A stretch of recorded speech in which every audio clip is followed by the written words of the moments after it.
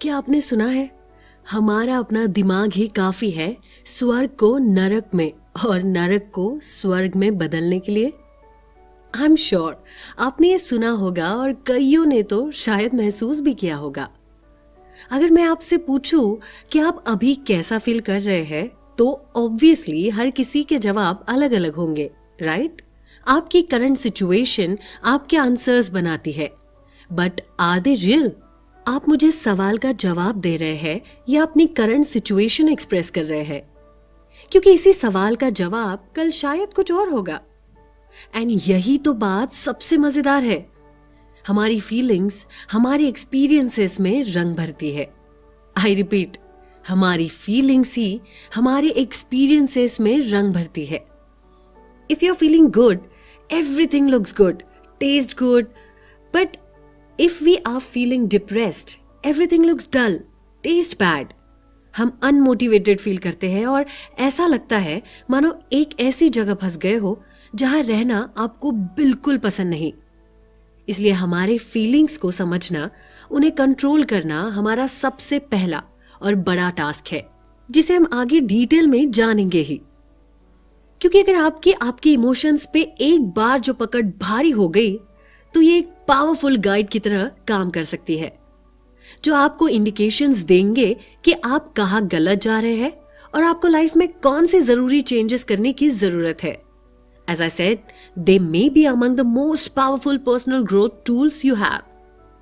पर सैडली ये इतनी जरूरी बात हमें कोई भी स्कूल या कॉलेजेस में नहीं सिखाता। हमारे अपने पेरेंट्स तक हमें कुछ इस बारे में नहीं सिखाते। Everyone has to learn this and deal with this with their own experiences. Not fair. आज जब हर चीज के लिए मैनुअल इंस्ट्रक्शंस अवेलेबल है, तो क्यों आज तक एक भी मैनुअल इंस्ट्रक्शंस हमारे पास नहीं है to teach you how your mind works and how to use it to better manage your emotions? पर अब this summary of the book master your emotions by Thibaut Meurisse is going to be the one. That one instruction manual you should have received at school, जिसकी मदद से आप न सिर्फ emotions के हर पहलू को डिटेल में जान पाएंगे, बल्कि अपने फियर, लिमिटेशंस को ओवरकम करके आप वो इंसान बन पाएंगे जो आप बनना चाहते हैं। सबसे पहले तो हम ये जानेंगे कि why we are wired to focus more on negativity और इस इफेक्ट को काउंटर करने के लिए हमें करना क्या चाहिए। दूसरा, हम उन चीजों को समझेंगे जो आपके इमोशंस पे सबसे ज्यादा हावी होते हैं, your body, your thoughts, your words और your sleep, and how can we use them to change your emotions. और फाइनली हम जानेंगे कि कैसे हम फियर और डिप्रेशन जैसे इमोशंस को एक्सपीरियंस करते हैं और कैसे उन्हीं को हथियार बना के हम ग्रो कर सकते हैं, personally and professionally. So I'm sure अब तक आप भी मेरी तरह एक्साइटेड हो चुके होंगे to experience this roller coaster ride of emotions with me. आपको पता है, हमारा दिमाग हमेशा नेगेटिव बातें ही सोचना ज्यादा पसंद करता है, या फिर यूं कहूं कि एक बैड सिचुएशन को वर्स्ट सिचुएशन में बदलना जानता है। इसका रीजन है our brain knows only survival. इसका सबसे बड़ा एग्जाम्पल है फियर ऑफ रिजेक्शन। पहले के जमाने में भी अगर किसी ट्राइब ने आपको अपनाने से मना कर दिया, तो आपके सर्वाइवल की प्रोबेबिलिटी बहुत कम हो जाती थी। एंड तब से लेकर आज तक वो बात हम में किसी न किसी तरीके से जेनेटिकली एनग्रेव्ड है।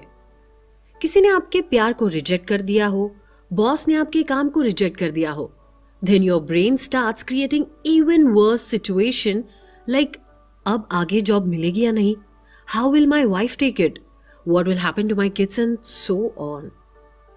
हमारी इसी इमेजिनरी बबल को वक्त पे समझकर हमें इससे बाहर आना जरूरी है। Otherwise these are the ones who start playing with your emotions miserably and you end up being depressed. कई बार ना हमारे नेगेटिव थॉट्स के अलावा एक और चीज होती है जो हमें एक्सट्रीम इमोशनल पेन महसूस करवा सकती है, and that is our ego. हमेशा 5 स्टार मिलने वाले ऑथर को जब 1 स्टार मिलता है तो he just forgets the appreciation he has received so far. he just gets disturbed by that one bad review. क्योंकि ऑब्वियसली उसका ईगो हर्ट हो गया. इवन आफ्टर नोइंग दैट हमारे आसपास कई तरह के लोग होते हैं, सबकी चॉइसेस अलग होती है, तुम सभी को एक साथ खुश नहीं कर सकते. And that doesn't even matter, right? Still you get disturbed. And that's when you start experiencing unnecessary pain and worry, जो आपकी क्वालिटी ऑफ लाइफ पे निगेटिवली इंपैक्ट करती है. और इसी निगेटिविटी से ओवरकम करने के लिए हमें हमारे माइंड को तैयार करना है, उसे रीप्रोग्राम करना है. हमारे ह्यूमन माइंड की यही तो एक खासियत है कि we can use our thoughts to shape our reality and interpret events in a more empowering way. Exactly यही हम इस बुक के माध्यम से सीखने वाले हैं.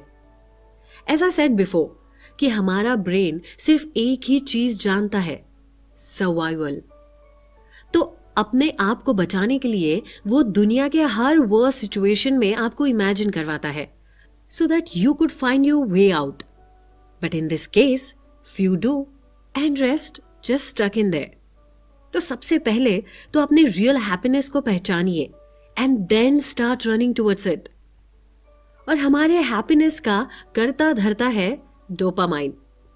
Dopamine is a neurotransmitter which plays a major role in rewarding certain behaviors. जब हमारे ब्रेन के कुछ प्लेजर सेंटर्स में डोपामाइन रिलीज होता है, तब हम फील करते हैं happiness. We get this feeling during exercise, when you gamble, have sex और ईट ग्रेट फूड. डोपामाइन का सबसे बड़ा काम होता है खाना ढूंढना, ताकि आप भूख से ना मरे, और दूसरा अपने लिए एक मेट ढूंढना, ताकि हमारी रिप्रोडक्टिव सिस्टम चलती रहे. तो आप ये बेशक कह सकते हैं कि अगर डोपामाइन ना होता तो अब तक हम एक्सटिंक्ट हो गए होते. तो एक्चुअली डोपामाइन एक अच्छी चीज हुई है ना? वेल, इसका जवाब हाँ भी है और ना भी, क्योंकि आज के जमाने में social media and extreme marketing techniques की वजह से कांस्टेंट आने वाले notifications, likes, comments can give you multiple shots of dopamine in a day, which is not good at all. ये एक तरह का एडिक्शन है. And when we know that happiness is a part of our emotions, तो इसी emotion पे हमें control पाना बहुत जरूरी है. अगर आप अपने फोन से बहुत ज्यादा एडिक्टेड है, रोजाना टीवी देखना आपके लिए जरूरी है, वीडियो गेम्स घंटों खेलते रहना आपका शौक है, तो प्लीज प्लीज अपने आप को वही रोकिए, क्योंकि इसके रिपरकेशंस खतरनाक हो सकते हैं. कई साइंटिस्ट की रिसर्च ने यह प्रूव किया है कि too much doses of dopamine can lead to death too. So be aware. तो अपने इमोशंस को कंट्रोल में करने के लिए सबसे जरूरी है अपने एडिक्शन को रोकना और एक असली खुशी को महसूस करना. और जो ये खुशी आपने एक बार महसूस की, तो I am sure you will know where to begin and where to stop in life. Hope you find this helpful. और अगर आपके भी कुछ ऐसे एक्सपीरियंसेस रहे हो तो हमारे साथ जरूर शेयर करें, ताकि हमें कुछ नया सुनने या सीखने तो मिले. और हाँ, अपनी लाइफ को बेटर बनाने के लिए keep trying, just don't give up at any point.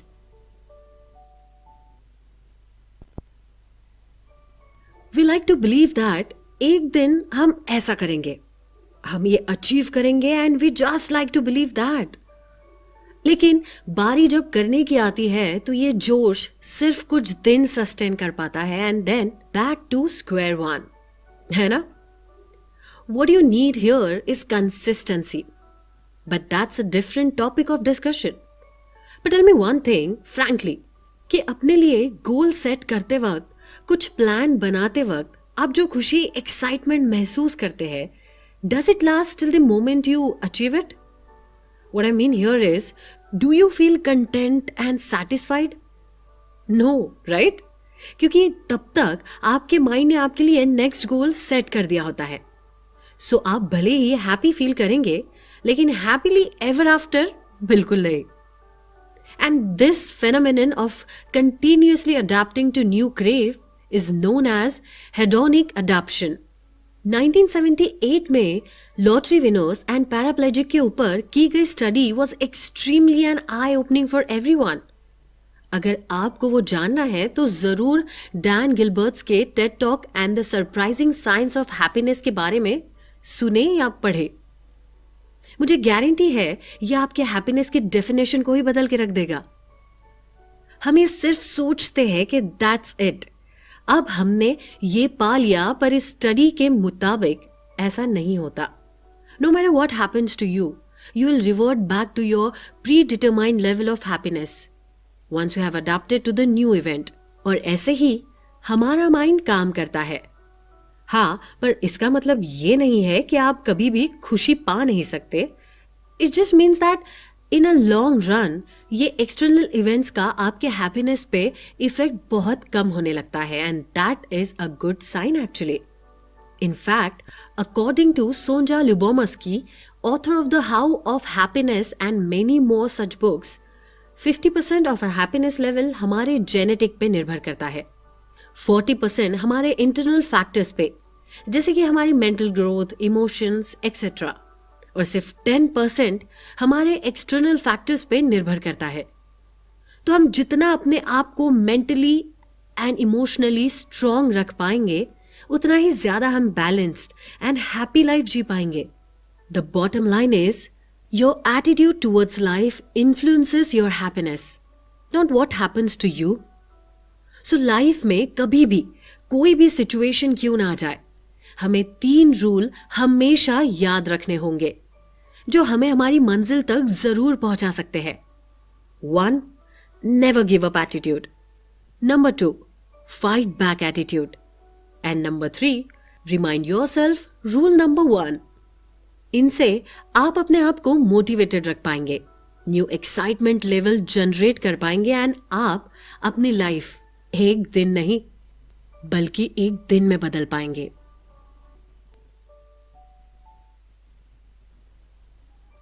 If you think when someone corrects you and you feel offended, then only you have an ego problem, then let me tell you that you are wrong. जी हाँ, ego की कुछ ज्यादा ही negative image हमने बनाए रखी है, but ego का सिर्फ यही एक पहलू नहीं है। हमारी जिंदगी में हर तरह के फेजेस आते हैं, उतार चढ़ाव होते हैं और कई चैलेंजिंग सिचुएशंस भी आती है। हर सिचुएशन में हमारे ईगो का पहलू अलग होता है। You don't believe me? Let me explain. Actually ego और कुछ नहीं तो बस आपने अपनी पूरी लाइफ में बनाई हुई आइडेंटिटी होती है। और ये बनती कैसे है? तो सिंपली अपने थॉट्स से।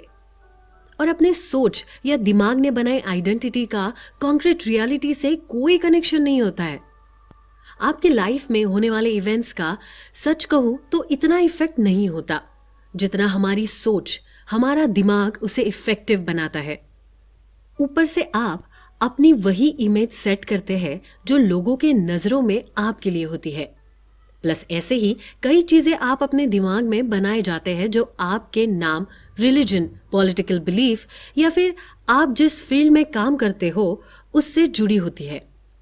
So the bottom line is, हमारी किसी व्यक्ति का, काम या संस्था के प्रति जो अटैचमेंट है वो हमारे कुछ बिलीफ सेट करती है, and these beliefs lead you to experience certain emotions जो हर्ट होते हैं तब जब उसे कोई कॉन्ट्राडिक्ट करे, and that's my friend is also a type of ego. वैसे आप ईगो को तभी जान पाएंगे जब आप सेल्फ अवेयर होंगे। People at the lowest level of consciousness are not even aware that the ego exists and as a result are enslaved by it. जबकि ऐसे भी लोग होते हैं जो हाईली सेल्फ कॉन्शियस होते हैं, ईगो के परे जाकर कई चीजें क्लियरली डिफरेंशिएट कर पाते हैं, अटैचमेंट से बने बिलीव्स और रियलिटी में फर्क समझ पाते हैं, और ऐसे लोग मास्टर बन चुके होते हैं अपने दिमाग के, and are at peace with themselves. एक बात आपको जाननी बहुत जरूरी है कि ईगो ना तो बुरा है ना ही अच्छा। ये सिर्फ एक सेल्फ अवेयरनेस की कमी का एक नतीजा है। जैसे जैसे आप सेल्फ अवेयर होते जाएंगे वैसे वैसे ईगो कम होता जाएगा, since ego and awareness can not को एग्जिस्ट। हमारा ईगो एक सेल्फिश एंटिटी है जिसे सिर्फ अपना सर्वाइवल दिखता है, नो मैटर व्हाट। फिर आप कहेंगे कि हमारा ब्रेन भी तो यही करता है, right? In a way, yes, but there's a huge difference. Our brain is so selfish that उसके लिए ना तो जरूरी आपकी खुशी है, ना ही आपका peace of mind. On the contrary, हमारा ईगो हमें कॉन्स्टेंटली पुश करता रहता है टू डू समथिंग, कुछ बनने के लिए, कुछ प्रूव करने के लिए और अपनी एक पहचान बनाने के लिए. Cause as I said, ego need an identity. और हमारी आइडेंटिटी को बनाए रखने या कॉन्स्टेंटली अपग्रेड करते रहने के लिए ये हमारी कुछ बातों का इस्तेमाल करता है, जैसे कुछ physical items like clothes, car, just to show off and tell a story about it. आप कोई भी मटेरियलिस्टिक चीजें उन चीजों के लिए नहीं खरीदते हैं. In fact, you always want to share a story behind it and that's where ego comes. फिर आपकी बॉडी है जिससे वो प्रेजेंटेबल रहना चाहती है. फिर आपके रिलेशंस है. जी हाँ, आपको हमेशा लगता है दैट आपका बॉस आपसे हमेशा खुश रहे, पेरेंट्स प्राउड फील करे, वाइफ बहुत प्यार करे and to achieve all of that you keep on striving hard, है ना. ये सब पाकर, सब कुछ अचीव करके फाइनली आप सेटिस्फाइड हो या नहीं, पर एक बात तो तय है कि आपका ईगो 100% सेटिस्फाइड होता है. And next day it will set a next task for you and you keep on trying to fulfil it. तो आखिर में यह आपका फैसला है कि आपको रुकना कब है. जरूरत से ज्यादा कोई भी चीज हानिकारक ही होती है. So when you will understand that and work accordingly, आपका पीस ऑफ माइंड तय है.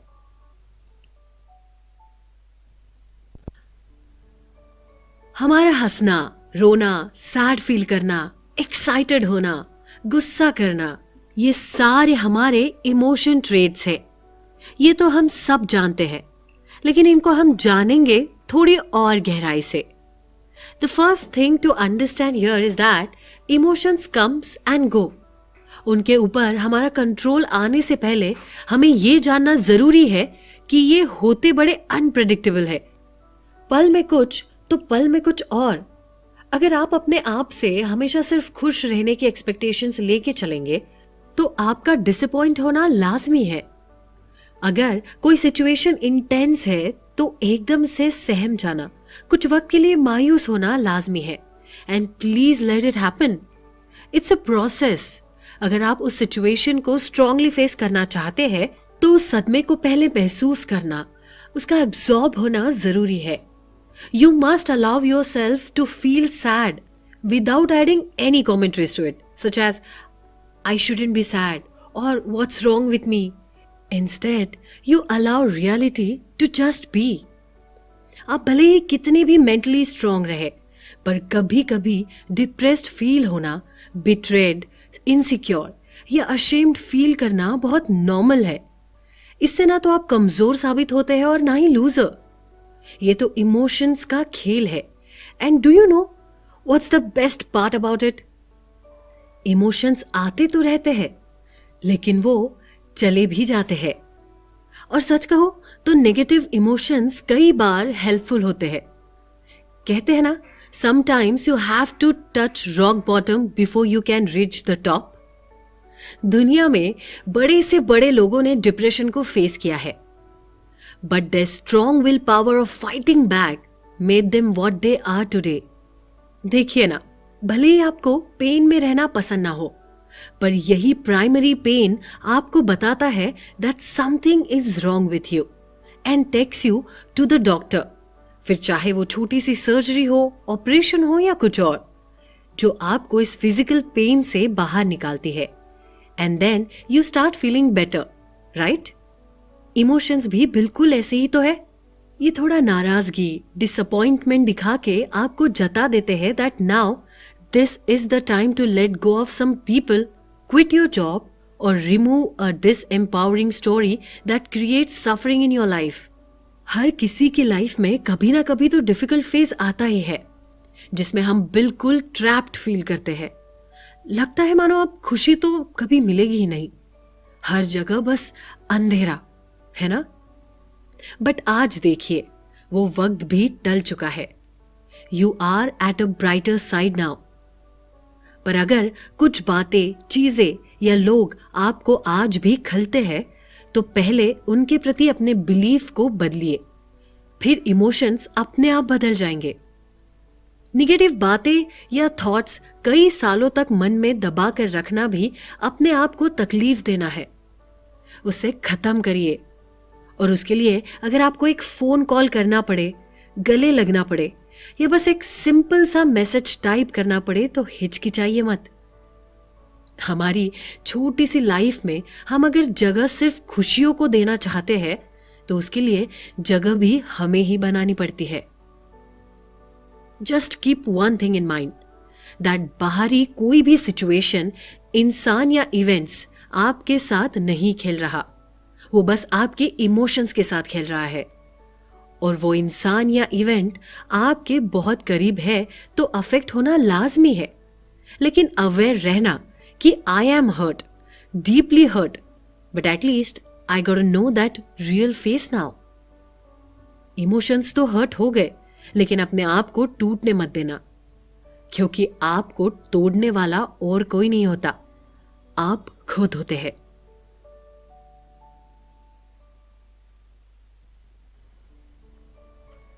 क्या आपको लगता है कि आपके खुशी का रिमोट कंट्रोल आपके हाथ में है? जवाब जरा सोच के दीजिएगा। अगर है तो इससे अच्छी चीज आपकी लाइफ में और कुछ भी नहीं हो सकती। पर अगर आपका जवाब नहीं है, तो समझ लीजिए कि इस जवाब को हां में बदलने का वक्त अब आ चुका है, क्योंकि आपके इमोशंस आपकी जिंदगी को काफी अफेक्ट करते हैं। आप अगर पॉजिटिव स्टेट ऑफ माइंड में होते हैं, तो आपका कॉन्फिडेंस ज्यादा होता है, नए चैलेंजेस को अपनाना आसान होता है, and that makes your life better. अपने कंफर्ट जोन से बाहर आना आसान होता है, बेटर आइडियाज, क्रिएटिविटी होती है, और भी कई पॉजिटिव इमोशंस को एक्सेस कर पाना आसान हो जाता है। That's how our life works. So if you want to be more welcoming towards life, आपका इमोशनल स्टेट पॉजिटिव होना जरूरी है, क्योंकि वो स्टेट उन्हीं वेव्स को अट्रैक्ट करता है and give your life a better shape form. क्योंकि इसका exactly the opposite state of mind आपका कॉन्फिडेंस लूज कर सकता है, आपके कंफर्ट जोन से आपको बाहर निकलने में असमर्थ रह सकता है, lack of motivation and so on. ये दोनों सिचुएशन भले ही आप कुछ दिनों के अंतर में ही महसूस करें, जिसमें एक्सटर्नल एनवायरनमेंट तो सेम ही था, बस फर्क था तो आपके इंटरनल स्टेट ऑफ माइंड का। So that's why repeatedly I am saying that be aware of your own emotions. Her emotions को फील करो, उसे उतना वक्त दो, उसे चले जाने दो, और फिर ही आप उससे बाहर आ पाएंगे। हमारी लाइफ में अनफॉर्चुनेटली अगर कुछ गलत हुआ, तो हमारी क्वालिटी है उसे वर्स्ट बनाने की। जानते हैं कैसे? फॉर एग्जाम्पल, आप आपके 30s में हैं and you are still single, तो आप उसे अपने ओवरवेट होने पे, एंटी सोशल होने पे, या अपने लुक्स को ब्लेम करेंगे, राइट? जबकि ये सारी कमियां किसी और में होते हुए भी they are happily married today. The point that I want to make here is, किसी की लाइफ परफेक्ट नहीं होती है और हर चीज का एक वक्त होता है, लेकिन हमारी society, biological clock, family pressure की वजह से हम इतना ओवरथिंक करने लगते हैं कि हम वो छोटी सी बात को एक बहुत बड़ी प्रॉब्लम बना देते हैं। इसीलिए it is essential for you to remove the habit of clustering negative thoughts together. अगर आप अपनी लाइफ में सिर्फ प्रॉब्लम्स के बारे में ही सोचते रहेंगे, तो आपका डिप्रेशन में जाना लाजमी है। इंस्टेड, अगर आप ये जान ले कि नेगेटिव इमोशंस सिर्फ हमारे दिमाग में ही होते हैं, असलियत में नहीं, तो एग्जिस्टिंग प्रॉब्लम को सॉल्व कर पाना आसान हो जाता है। और ऐसा कोई रूल भी तो नहीं है कि सारी problems at a time he solve करनी है। इसके लिए एक वे आउट है। अगली बार ना, जब आप नेगेटिव इमोशंस फील करें, तब उन्हें रिकॉर्ड करें। आई मीन, उन्हें नोट करना शुरू कर दे। जानिए कि व्हाट एग्जैक्टली ट्रिगर्स देम। ऐसे करते रहने से आप इसका सर्टेन पैटर्न जान पाएंगे, and it will help you next time in life to handle any situation with better perspective. There is one more way, According to a famous writer, there is a model to explain how emotional ranges are connected and how we can move up the ladder from negative to more positive emotions. आसान भाषा में अगर बताऊं तो अपने depression या negativity से बाहर निकलने के तरीके होते हैं। उनमें से ये एक है, जब भी आप बहुत निगेटिव या लो फील करते हैं तो कई बार इसकी जगह गुस्से ने ले ली होती है। हर छोटी चीज पे गुस्सा होना, चिड़चिड़ापन, ये एक तरीका है निगेटिविटी से बाहर निकलने का। You climb a step ahead in the ladder of emotions towards positivity. बेशक गुस्सा होइए, अपनी निगेटिविटी बाहर निकालिए और फिर धीरे धीरे अच्छा महसूस आप खुद ही करने लगेंगे। बेसिकली हम जब निगेटिविटी से घिरे हुए होते हैं तब हमारे दिमाग में ड्रामेटिक डायलॉग्स चलते ही रहते हैं, जैसे क्या मैं कभी इससे बाहर आ पाऊंगा, अगर सिचुएशन इससे भी बुरी हो गई तो, क्या मेरे पास इसके लिए इनफ पैसे है, अगर मैं काम पे जा ही नहीं पाया तो, एंड सो ऑन। यही इंटरनल डायलॉग्स सफरिंग क्रिएट करते हैं। Negative emotions are not the problem, the mental suffering you create out of this emotions is.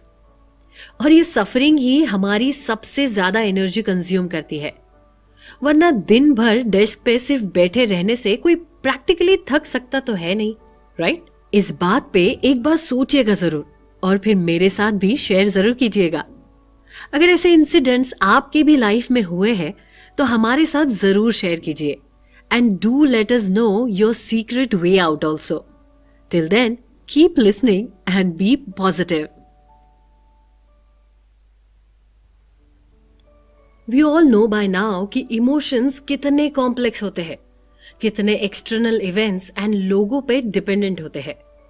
पर अगर मैं कहूँ कि हमारे कुछ फिजिकल या रूटीन बदलाव से भी आप काफी हद तक इमोशंस कंट्रोल कर सकते हैं, तो जी हाँ, अगर हम हमारे स्पॉन्टेनियस रिएक्शन को एक्सक्लूड करें जो कि हमारे सर्वाइवल मैकेनिज्म की वजह से आते हैं, तो हम अपनी बॉडी, आवाज, ईटिंग हैबिट्स, स्लीप रूटीन्स का ध्यान रख इमोशंस कंट्रोल कर सकते हैं। What we exactly need is quality life. हमारी स्लीपिंग हैबिट्स या रूटीन का अगर हम ध्यान रखें तो आप बदलाव महसूस कर सकते हैं। अब देखिए ना, अगर आपकी किसी दिन नींद पूरी नहीं हुई हो तो आप पूरा दिन स्लीप डिप्राइव्ड, फटीग या चिड़चिड़ापन फील करते हैं, ना किसी में कॉन्सेंट्रेट कर पाते हैं और ना ही किसी में पॉजिटिव फील कर पाते हैं। And then you end up having difficulty dealing with the negative emotions. According to a survey performed on a people suffering from anxiety or depression, most of the respondents received less than 6 hours sleep per night. इसलिए जरूरी है कि अच्छी नींद आने के लिए आप कुछ जरूरी चीजों का ध्यान रखें, जैसे सोने से पहले रूम को पिच ब्लैक कर दे। It gives calming effect. अपने आसपास मोबाइल फोन्स बिल्कुल भी ना रखे, अगर रखना ही पड़े तो एरोप्लेन मोड पे रखे। सोने से कम 2 घंटे पहले तक बहुत ज्यादा वाटर इनटेक ना ले, ताकि आप पूरी रात बिना उठे एट ए स्ट्रेच सो सके। और अपना इवनिंग रिचुअल सेट रखिए। स्लीपिंग टाइम अगर आप फिक्स रखें तो आपकी बॉडी को आदत होती है and it will help you to be on track. Try to follow the rituals even on weekends. भले ही आपको ये एक छोटी सी बात लगे, लेकिन इसके फायदे ऑन इमोशनल फ्रंट बहुत ज्यादा है। You feel fresh, you feel happy and positive, and that's the attitude we need to handle any situation. अब बात करते हैं आपके बॉडी लैंग्वेज की। Have you noticed one thing? जब भी बॉयज, men किसी खूबसूरत लड़की को देखते हैं, then they try to straighten their backs, expand their chest and tighten their stomachs. और वो जो posture होता है, that gives them a confidence. It's funny, right? But यही सच है। उस 2 मिनट के लिए वो हाई लेवल कॉन्फिडेंस फील करते हैं to face that situation, come out as a hero. तो fake it till you make it, simple. इसलिए रेगुलर एक्सरसाइज करना, गुड ईटिंग हैबिट्स रखना, ये सिर्फ आपको फिजिकली ही नहीं, मेंटली एंड इमोशनली भी फिट रखने में हेल्प करता है। जब आप अपने आप को आईने में देखते हैं, यू शुड फील कॉन्फिडेंट, और वही कॉन्फिडेंस आपको किसी भी तरह की चीज या सिचुएशन या लोगों से डील करने में मदद करता है। बिलीव इट और नॉट, हम जैसा अपने आप को समझते हैं, दुनिया भी हमें वैसे ही समझेगी। अगर आप अपने आप का, अपनी बॉडी का, अपनी मेंटल एंड फिजिकल स्टेबिलिटी का ध्यान रखेंगे तो लोग आपके इमोशंस का ख्याल अपने आप रख ही लेंगे। It might sound tricky, but trust me, it's the reality. और तो और famous professor of psychology Michael Otto का भी ये कहना है कि you usually derive a mood enhancement effect within 5 minutes of moderate exercise. And as we have just seen, exercising regularly improves your long-term mental health and can be as effective as antidepressant. तो हमारी sleeping habits and body language से life में किए changes आपकी life को काफी बेहतर बना सकते हैं। मैं ये नहीं कहूंगी कि आपकी लाइफ आसान हो जाएगी, लेकिन मुश्किलों से घिरी तो बिल्कुल भी नहीं रहेगी। ऐसे और भी फिजिकल चेंजेस हैं जिनके बारे में हम जानेंगे। तब तक के लिए stay tuned, stay happy and stay healthy.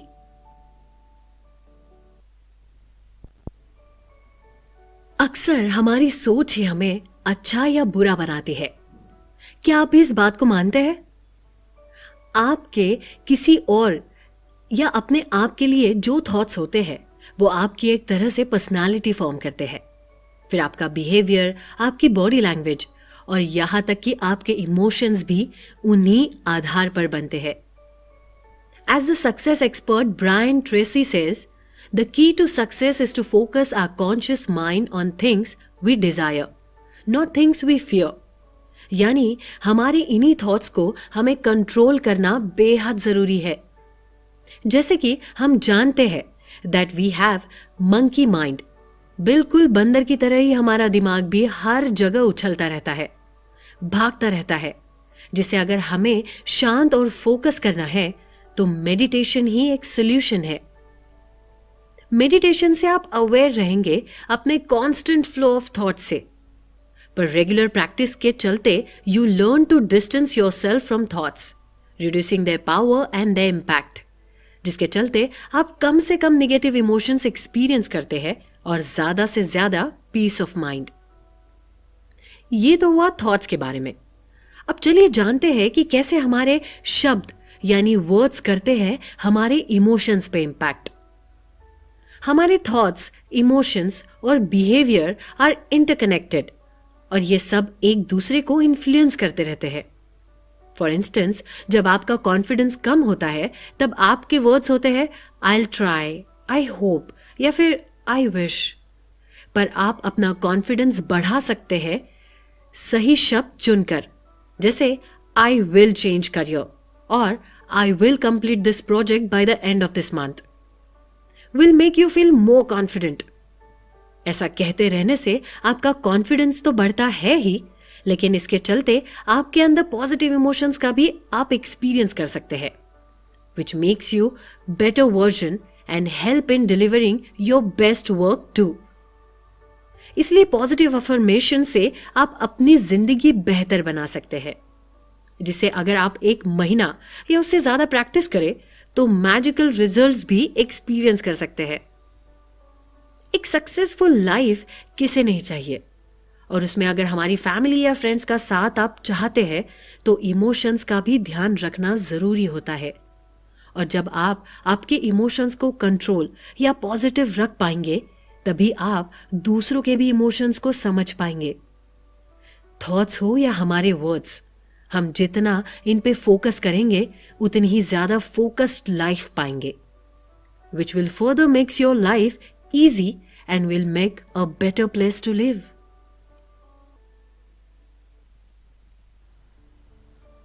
Close your eyes.